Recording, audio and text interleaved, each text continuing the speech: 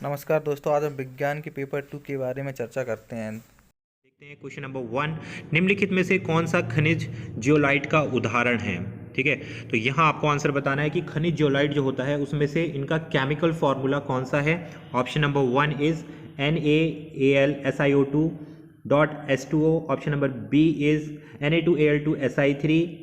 Option C is NaCa2Al2Si5O11 H2O, या option number D NaAlSi2O6।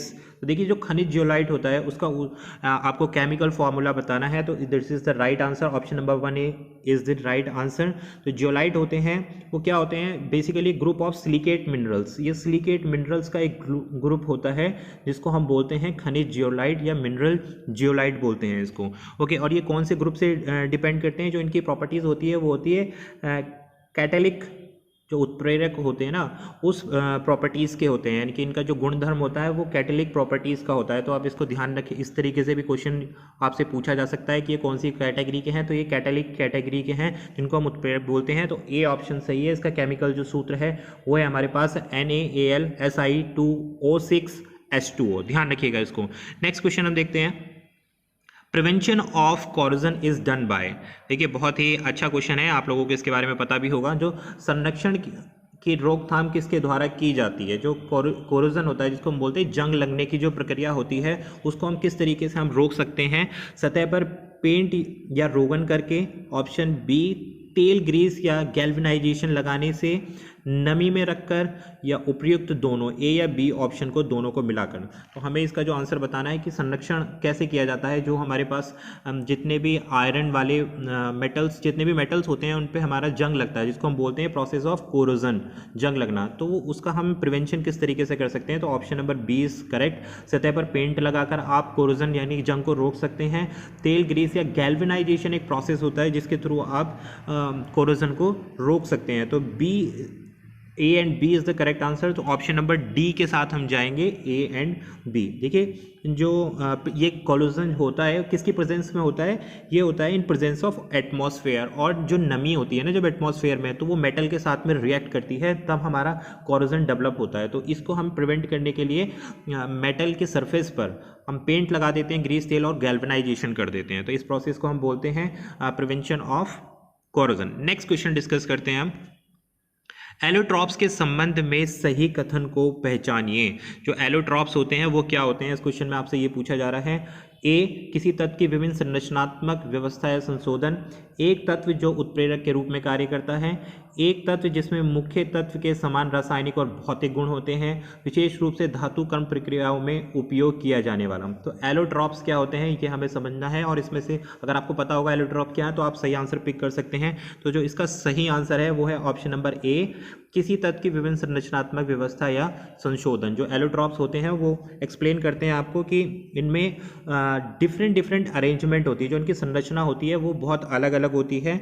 और जो एलोट्रॉप्स के जो एलिमेंट्स होते हैं उनमें जो परमाणु होते हैं वो एक साथ कनेक्टेड रहते हैं। ठीक है, तो जो इनके परमाणु हैं वो बॉन्डेड होते हैं एक साथ। तो ये आप ध्यान रखिए, ये भी इनकी एक क्वालिटी है। जो परमाणु हैं, इनके एलिमेंट्स के जो परमाणु होते हैं वो एक साथ बंधे होते हैं। तो A option is the right answer about allotropes. Next discuss करते हैं हम, लेथेनाइट्स क्या हैं। तो देखिए, लेथेनाइट्स के बारे में आपको बताना है। लेथेनाइट परमाणु संख्या 58 से 71 के 7 तत्व हैं, या लेथेनाइट परमाणु संख्या 75 से 58 के 7 तत्व हैं। लेथेनाइट परमाणु संख्या 55 से 71 के 7 तत्व हैं, या 68 से 21 के 7 तत्व हैं। तो आपको बताना है, आपको पता होगा कि परमाणु संख्या क्या होती है। तो लेथेनाइट्स वो होते हैं जिनकी परमाणु संख्या 58 से 71 के 7 के तत्व की होती है। तो आपका option number A is correct कि लेथेनाइट में परमाणु संख्या 58 से 71 के 7 होती है। Option number A is the right answer. Next move करते हैं हम। What is the colour of litmus solution when the litmus solution is neither acidic और नॉर बेसिक। देखिए, ये बहुत ही अच्छा क्वेश्चन है, आपसे पूछा जा सकता है घुमा फिरा के। कैसे कैसे पूछा जाएगा वो मैं आपको बताता हूँ। लिटमस घोल का रंग क्या होगा जब लिटमस घोल न तो अम्लीय होगा और न ही क्षारीय होगा? ठीक है, तो दो तरीके से लिटमस घोल, लिटमस जो पेपर होता है उसका रंग आपको बताना है जब उसको एसिडिक कर दिया जाए या फिर बेसिक कर दिया जाए। और यहाँ क्वेश्चन है ना तो उसको एसिडिक अम्लीय किया जाए ना ही उसको क्षारीय किया जाए। ए गुलाबी, बी पीलापन, सी बैंगनी या डी गहरा नीला। तो आपको बताना है कि जब एसिडिक और नॉन बेसिक है तो लिटमस पेपर का रंग क्या होगा। तो लिटमस पेपर का रंग होगा आपका बैंगनी, जिसको हम बोलते हैं पर्पल कलर होगा। देखिए सॉल्यूशन जो है हमारा जिसमें हम इसको लिटमस पेपर को डाल रहे हैं वो ना ही एसिडिक है ना ही बेसिक है। तो लिटमस पेपर का कलर होता है हमारा पर्पल, पर्पल ड्राई। तो ना ही सॉल्यूशन एसिडिक है ना ही बेसिक है तो उसका कलर वैसे का वैसे ही रहेगा, तो आपके पास रहेगा कलर पर्पल। तो आप ध्यान रखिएगा ये हमारा कलर होगा पर्पल। और litmus solution is generally known as indicator, ये सूचक के रूप में भी प्रयोग किया जाता है। भाई लिटमस सॉल्यूशन जो होता है आपका उसको हम एक सूचक की तरह भी प्रयोग करते हैं। तो इस तरीके से भी क्वेश्चन पूछा जा सकता है आपको कि लिटमस सॉल्यूशन को हम यूज़ किस लिए करते हैं, तो ये एक इंडिकेटर के रूप में यूज़ करते हैं, ये भी आप ध्यान रखिएगा।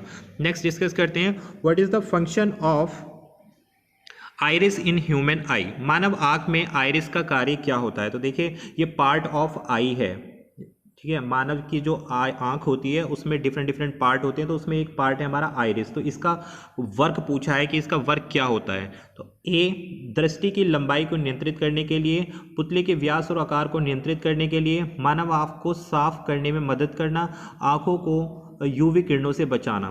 तो आपको बताना है कि जो आइरिस होती है उसका क्या वर्क होता है। तो इसका वर्क होता है पुतली के व्यास और आकार को नियंत्रित करने के लिए, यानी कि जो आंखों पर और आंखों की पुतली पर जो रोशनी पड़ती है तो किस तरीके से पुतलियाँ सिकुड़ती हैं और किस तरीके से बड़ी होती हैं, तो उसको नियंत्रित करने का काम होता है हमारे पास आइरिस का। तो ऑप्शन नंबर बी हमारा करेक्ट है। नेक्स्ट देखते हैं हम what does an aqueous solution of N acid conduct electricity. ठीक है, अम्ल का जलीय विलयन विद्युत का संचालन क्यों करता है। देखिए अम्ल का जलीय विलयन विद्युत का संचालन क्यों करता है। हाइड्रोजन आयन और एसिड आयन की उपस्थिति के कारण, ऊष्माशोषी प्रतिक्रिया की प्रकृति के कारण, क्योंकि प्रकृति में क्षार का संचालन होता है, क्योंकि क्षार प्रकृति में अचालक है। तो आपको ये बताना है कि अम्ल का जलीय विलयन विद्युत का संचालन क्यों करता है। इसका रीज़न है हाइड्रोजन और एसिड आयनों की उपस्थिति के कारण।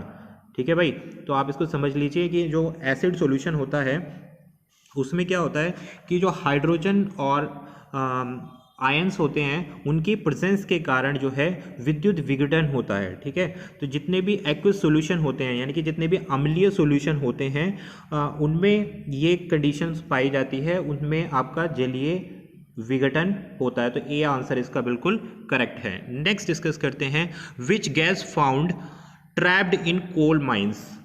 कोयले की खान में निम्न में से कौन सी गैस पाई जाती है बताना। Hydrogen, carbon dioxide, methane, sulphur. देखिए बहुत ही अच्छा क्वेश्चन है, आपको इसके बारे में पता होना चाहिए कि कौन सी गैस पाई जाती है। तो जो करेक्ट आंसर है वो है हमारे पास मीथेन गैस पाई जाती है। ठीक है भाई, मीथेन को आप ध्यान रखिएगा, जो कोल माइंस होती हैं जहाँ से कोयला निकाला जाता है वहाँ पर मीथेन गैस प्रोड्यूस होती है, जिसकी वजह से एक्सप्लोजन हो जाता है, यानी कि आग लगने की ये मीथेन गैस जो होती है बहुत ही इनफ्लेमेबल गैस होती है, यानी कि बहुत जल्दी से आग पकड़ जाती है। तो इसलिए इसकी वजह से क्या हो जाता है वहाँ पर एक्सप्लोड भी हो जाता है इसके कांटेक्ट में आने पर। तो मीथेन गैस पाई जाती है जब हम कोयले की खान में कोयला को निकालते हैं। नेक्स्ट डिस्कस करते हैं। Next question is orchid, ticks, lice, lichens and tapeworms are the examples of. आपको ये बताना है कि जितने भी आपको ऊपर वैरायटीज दी गई हैं ये किस तरीके के उदाहरण हैं। ए लीचेंस, बी बैक्टीरिया, सी तेल गिराने वाले जीव या डी पैरासाइट जिसको हम बोलते हैं परजीवी। ओके, तो आपको ये बताना है कि इसमें से कौन सा करेक्ट आंसर है। तो जो करेक्ट आंसर है वो है हमारे पास ए परजीवी। पैरासाइट्स होते हैं ये जितने भी ऑर्किड्स, लिस्ट, लाइस होते हैं ये दूसरों की बॉडी से अपने जीवन को यापन करते हैं, यानी कि दूसरों के बॉडी पर जाकर रहते हैं, वहाँ से उनका जितने भी जीव जंतु हैं उनके ऊपर जितने भी छोटे छोटे कीड़े होते हैं वो क्या करते हैं, वो कहलाते हैं आपके पैरासाइट, क्योंकि वो उन्हीं की बॉडी पर रहते हैं और वहीं से ब्लड लेते हैं, वहीं से जीने के लिए अपना उनका जो फूड होता है वो ब्लड होता है, इसलिए वो परजीवी कहलाते हैं जो दूसरों पर डिपेंडेंट होते हैं। नेक्स्ट क्वेश्चन को देखते हैं हम। ATP which is the energy currency for most cellular processes has the full form. ATP की फुल फॉर्म बतानी है भाई। एटीपी क्या होता है इसकी फुल फॉर्म आपको बतानी है। ए एडिनोसाइन ट्राइफॉस्फेट, एडिनोसिन्स ट्राइफॉस्फेट, एडिनोसाइन टेट्राफॉस्फेट, एडिनोसाइंस ट्राइफॉस्फोरस। तो आपको इसको करेक्ट फॉर्म बतानी है। जो एटीपी जो एक अधिकांशीय कोशिकीय प्रक्रियाओं के लिए ऊष्मा मुद्रा का कार्य करता है, जहां पर आपकी बॉडी में सारी एनर्जी स्टोर्ड होती है, उसकी आपकी फुल फॉर्म उसको हम बोलते हैं एटीपी। तो उसकी फुल फॉर्म आपको बतानी है। तो जो उसकी फुल फॉर्म है ये है ऑप्शन नंबर ए, एड्रोसाइन ट्राइफॉस्फेट होती है भाई एटीपी की फुल फॉर्म। आप इसको ध्यान रख लीजिए, बहुत ही अच्छा क्वेश्चन है। नेक्स्ट डिस्कस करते हैं phytophores hormones are plant hormones, their function in plant is. देखिए एक हार्मोन्स की बात की जा रही है जो प्लांट्स में पाया जाता है, तो उस हार्मोन्स का क्या फंक्शन होता है इसके बारे में हमें डिस्कस करना है। ओके, तो जो फाइटोहॉर्न्स हार्मोन्स है इसके बारे में पूछ रहे हैं। पौधों में उनका कार्य क्या होता है? ए, रासायनिक समन्वय, पोषण का स्थानांतरण करना, कोशिका विभाजन में मदद करना, या श्वसन में मदद करना। देखिए ये हार्मोन्स है और ये हार्मोन्स पाया जाता है प्लांट्स में, ठीक है। तो ये बहुत ही इंपॉर्टेंट हार्मोन्स है। जिस तरीके से ह्यूमन बॉडी में हार्मोन्स पाए जाते हैं उसी तरीके से प्लांट में भी हार्मोन्स पाए जाते हैं, जिसका नाम है फाइटोहॉर्मोन्स, ठीक है। तो इसका काम होता है रासायनिक समन्वय करना, जिसको हम बोलते हैं केमिकल कोऑर्डिनेशन करता है भाई ये प्लांट्स में। और इसमें जो आपका एंजाइम होता है वो पाया जाता है, वो क्या होता है? गैसियस होता है प्लांट हार्मोन्स में। और ये क्या काम करता है भाई? ये करता है आपका राइपनिंग ऑफ फ्रूट्स, यानी कि फलों का जो पकना होता है वो भी इसी एंजाइम्स के थ्रू किया जाता है। ध्यान रखिएगा, जो एक पहला जो काम होता है इस हार्मोन्स का ये होता है कि ये केमिकल कोऑर्डिनेशन करता है। दूसरा, इसमें एक एंजाइम पाया जाता है जिसको हम बोलते हैं एथाइलिन, ठीक है। इसको आप नोट कर लीजिए, ये बहुत ही इंपॉर्टेंट है। ये एथाइलिन एंजाइम पाया जाता है जो क्या करता है? फलों को पकाने में मदद करता है। इस एंजाइम के थ्रू आप फल का पकना मौजूद हो सकता है, और ये क्या कहलाता है? आपका प्लांट हार्मोन कहलाता है, केमिकल कोऑर्डिनेशन में मदद करता है। नेक्स्ट डिस्कस करते हैं हम स्नेल्स का नियम कहता है कि भाई स्नेल्स का नियम होता है, बहुत ही इंपॉर्टेंट नियम है स्नेल्स का, आपको पता होना चाहिए। ए, तापमान समान परिस्थितियों में सभी गैसों का एक समान मात्रा में होता है। बाहरी बल लागू होने तक एक शरीर आराम या एक समान गति में रहता है। दबाव प्रति इकाई क्षेत्र बल है। एक कानून जिसमें कहा गया है लहर के अभिवर्तन के लिए साइन का अनुपात और अपवर्तन कोण दो माध्यमों के बीच गुजरने पर स्थित होता है। तो बिल्कुल सही है, ऑप्शन नंबर डी करेक्ट है। देखिए भाई स्नेल्स का नियम कहाँ पर उपयुक्त होता है? ये लाइट के चैप्टर से क्वेश्चन लिया गया है, ठीक है। तो ये दो मीडियम्स जो होते हैं, यानी कि दो मीडियम्स का मतलब है कि सपोज ये एक लाइट है, यहाँ पर ये गिर रही है लाइट और इस मीडियम से होते हुए दूसरी तरफ से निकल रही है, तो यहाँ एंगल ऑफ इंसिडेंस बनेगा और एंगल ऑफ रिफ्रैक्शन बनेगा। तो इसमें जो अनुपात होता है sine i upon sine r is equal to constant होता है। तो ये जो नियम होता है ये किसका नियम होता है? ये है आपका स्नेल्स का नियम कहलाता है। ये प्रकाश के चैप्टर से ये क्वेश्चन लिया गया है, लाइट के चैप्टर से। नेक्स्ट डिस्कस करते हैं Young's modulus is expressed as. अब यंग्स मॉडुलस क्या होता है? युवा के मापन के रूप में व्यक्त किया जाता है। तो यंग्स मॉडुलस तनाव बटे खिंचाव, खिंचाव बटे तनाव, तनाव गुणा खिंचाव, तनाव का स्क्वायर गुणा खिंचाव। तो जो करेक्ट आंसर है यंग मॉडुलस होता है आपका option number A, stress upon strain कहलाता है यंग्स मॉडुलस, ठीक है भाई। और ये यंग्स मॉडुलस क्या होता है? स्टिफनेस ऑफ सॉलिड मटेरियल, यानी कि जो मटेरियल होते हैं आपके, जो सॉलिड मटेरियल होते हैं वो कितने सख्त होते हैं वो ये आपको बताता है यंग्स मॉडुलस। और इसका जो इनोवेशन हुआ है ये हुआ है 1727 में हुआ है, और लियोनार्ड इल्यूलर ने इसका इनोवेशन किया था यंग्स मॉडुलस का। तो यंग्स मॉडुलस आपको बताएगा स्ट्रेस अपॉन स्ट्रेन के बारे में, तनाव बटे खिंचाव के बारे में बताएगा, ध्यान रखिएगा इसको। नेक्स्ट डिस्कस करते हैं scattering of light by very small particle suspended in A gas और लिक्विड और कोलाइड्स इज कॉल्ड एज। आपको बताना है ग्राहम्स इफेक्ट है, ये टाइडल इफेक्ट है, कैपलर इफेक्ट है, बॉयलर्स इफेक्ट है।